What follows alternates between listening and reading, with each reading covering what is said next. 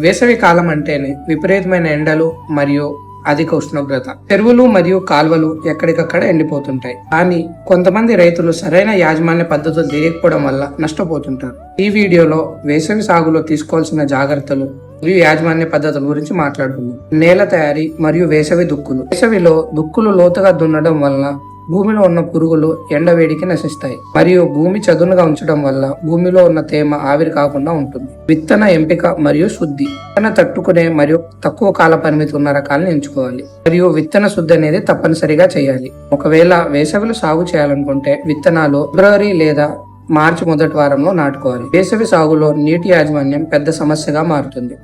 ఎప్పుడు ఉదయం లేదా సాయంత్రం వేళలో నీళ్లు పెట్టాలి. మధ్యాహ్నం సమయంలో నీళ్లు పెట్టినట్లయితే మొక్కలన్నీ వాడిపోయే ప్రమాదం ఉంటుంది. ఇక నీరు తక్కువ ఉన్న ప్రదేశాల్లో డ్రిప్ లేదా స్ప్రింక్లర్లు వాడొచ్చు. దీనివల్ల 40 నుంచి 50% నీరు ఆదా చేయొచ్చు. ఎండుగడ్డి లేదా ప్లాస్టిక్ మల్చ్ మన పంటలో వేయడం వల్ల నీరు ఆవిరి కాకుండా ఉంటుంది మరియు కలుపు రాకుండా నివారించవచ్చు.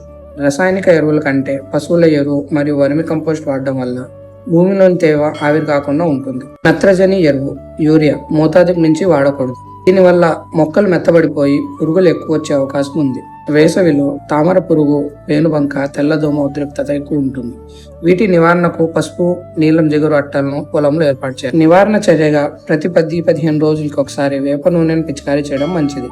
వీడియో నచ్చినట్లయితే ఛానల్ సబ్స్క్రైబ్ చేయండి. మీ తోటి రైతులకి వీడియోని షేర్ చేయండి. వేసవి కాలంలో మీరే పంటను వేస్తున్నారో కామెంట్ చేయండి. రోజువారీ సమయంలో 2 నుంచి 3 నిమిషాలు నా కోసం కేటాయించినట్లయితే ప్రతిరోజు ఒక కొత్త విషయంతో ముందుకు వస్తాను. ధన్యవాదాలు.